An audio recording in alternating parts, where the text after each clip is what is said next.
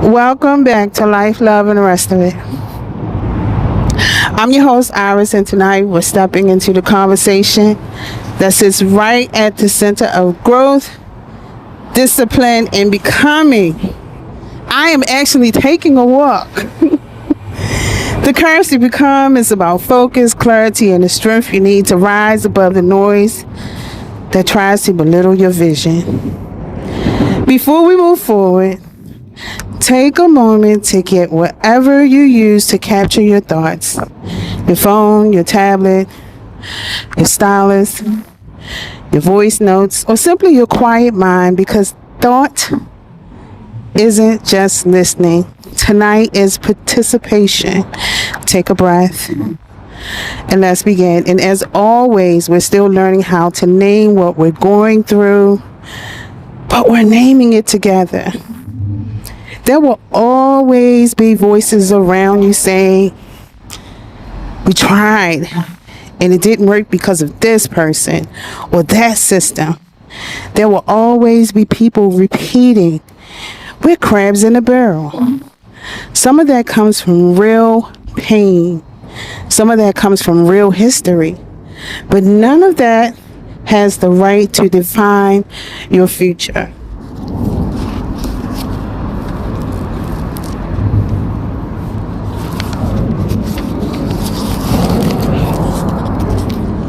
You cannot build a big life with small thinking. You cannot grow if you're constantly feeding yourself reasons why you can't. Becoming means refusing to let those narratives become your ceiling. And here's a few questions for you.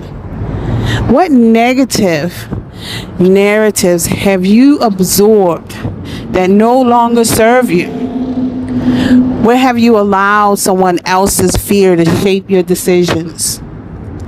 Becoming requires focus. It requires patience. It requires the discipline to stay in your lane even when people try to drag you into theirs.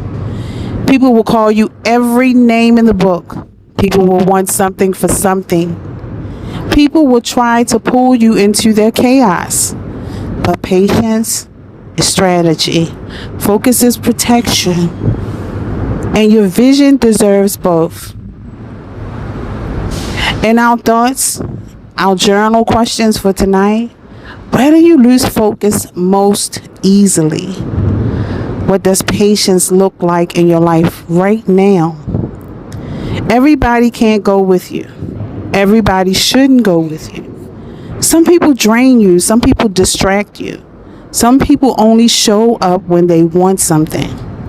And yes, people may steal your ideas, but stolen ideas don't last long because they weren't born from the person's spirit. What's yours is yours. Your creativity is your fingerprint. No one can duplicate your mind. Who in your circle pours into you? And who drains you? What idea have you been afraid to share and why? It's story time. Her name was Talia. Talia had a quiet dream, nothing loud, nothing dramatic. She wanted stability. She wanted peace. She wanted to grow into a version of herself she kept imagining. But the people around her didn't have the same becoming. They weren't focused on growth. They weren't thinking about tomorrow. They weren't interested in discipline, clarity, or change. Every time she talked about wanting a better job, they told her, you're doing too much. Every time she tried to save money, they convinced her to spend it. Every time she tried to study, they turned the house into noise. They weren't bad people, they just weren't becoming in the same direction. One night she sat on the edge of her bed and realized something. She wasn't stuck because of the lack of potential. She was stuck because she was surrounded by people who weren't moving in the same direction. And she had a choice. Stay comfortable with people that kept her small or get uncomfortable and step into the unknown. So she made a decision. She didn't just cut everyone off. She didn't make a dramatic announcement. She simply started choosing differently. She spent more time in quiet spaces. She applied for jobs without telling anyone. She saved her money. She stopped sharing her dreams with people who didn't value them. She started listening to voices that lifted her instead of limiting her. And slowly, her life shifted. Within 6 months, she moved into her own place. Within a year, she had a job that matched her potential. Within 2 years, she was mentoring other women who felt stuck. Her environment didn't change because she begged people to treat her differently. Her environment changed because she changed her direction. Where in your life are you surrounded by people who don't share your becoming? What small shift can make this week to move forward, to move toward the environment you deserve? Becoming means setting boundaries, knowing what you're willing to give, knowing what you refuse to lose. Criminals and sick-minded people smell fear. They smell insecurity. They smell desperation. So protect your heart, protect your peace, protect your purpose. Be kind, but don't be naive. Strength is quiet, strength is calm. Strength is knowing who you are and what you stand for.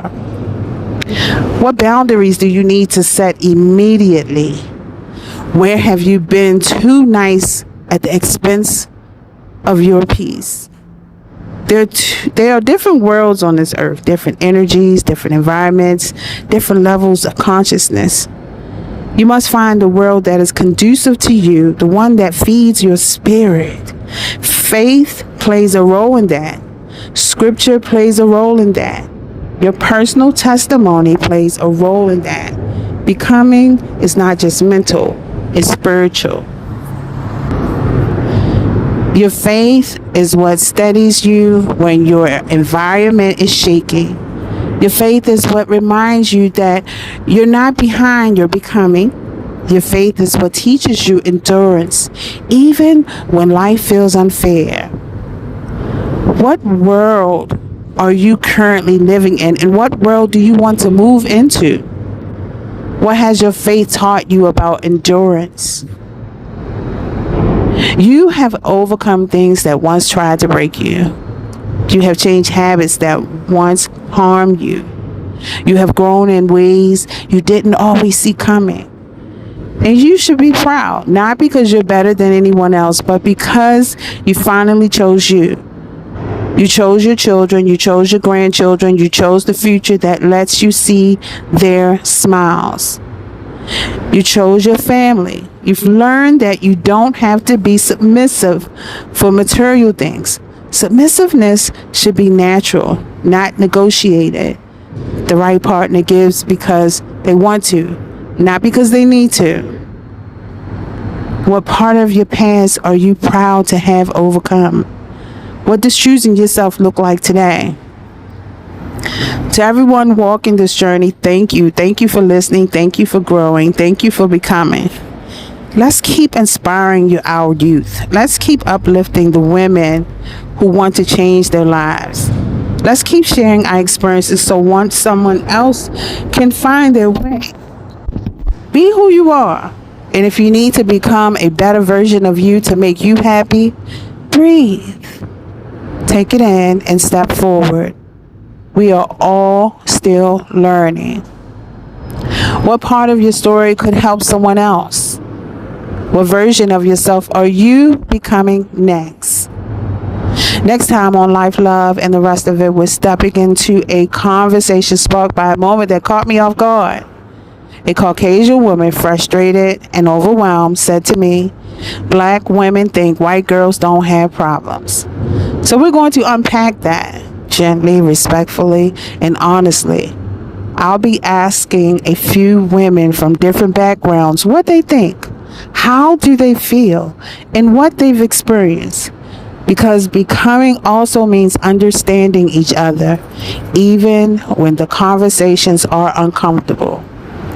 You are not who you were, and you are not yet who you're becoming. You are the space in between, the stretch, the rise, the quiet unfolding.